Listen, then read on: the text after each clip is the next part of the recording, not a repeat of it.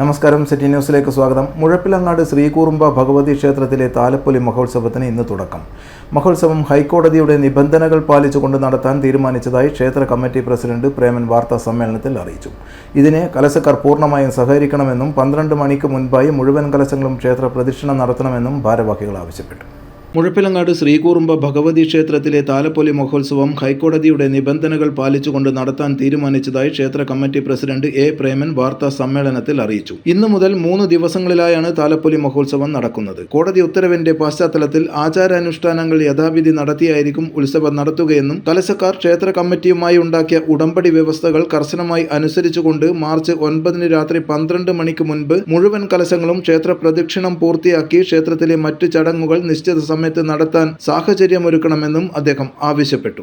ഏതാണ്ട് ഇന്നലെ രാത്രിയോടുകൂടി 60-65 കലശങ്ങൾ രജിസ്റ്റർ ചെയ്ത് കഴിഞ്ഞു. ഇന്നുകൂടി രജിസ്ട്രേഷൻ ഉണ്ടാവും. ഇതിന് ക്രമീകരണം ഏർപ്പെടുത്തുക. കലശം വരേണ്ട സമയം നമ്മൾ നിയമാവലി പറയുന്നത് രാത്രി 12 മണിയാണ്. പക്ഷേ ഇപ്പോൾ കലശം എത്തുന്നത് 2 മണിക്കും 3 മണിക്കാണ്. അതുകൊണ്ട് തന്നെ ഈ ശിങ്കാരിമേള വരുന്ന കലശങ്ങൾ ചെയ്യുന്നതുകൊണ്ട് തന്നെ മറ്റ് പ്രധാനപ്പെട്ട 2 അടിയറകൾക്ക് കടന്നു വരാൻ സാധിക്കാത്ത അവസ്ഥ. 12 മണിക്കുള്ളിൽ കലശം എത്തി, അതിനുശേഷം 1 മണിക്കും 3 മണിക്കുമായി 2 അടിയറകൾ കടന്നു വരണമെന്നാണ് നിബന്ധന. അതിനുശേഷമാണ് ചെറിയൊരു വെടിക്കെട്ട് ഉണ്ടാവാറ്. ഇതൊന്നും നടത്താൻ സാധിക്കാത്ത വിധം ഒരു കൂട്ടം സംഘങ്ങൾ കലശം വീടുകൾ കേന്ദ്രീകരിച്ചെടുക്കുന്നെങ്കിലും അതൊരു വളരെ മോശപ്പെട്ട പ്രവണതയിലേക്ക് തന്നെ കടന്നു പോകുന്നതുകൊണ്ടാണ് ഞങ്ങൾ കമ്മിറ്റി ഇങ്ങനെ ഹൈക്കോടതിയെ സമീപിക്കേണ്ടി വന്നിട്ടുള്ളത്.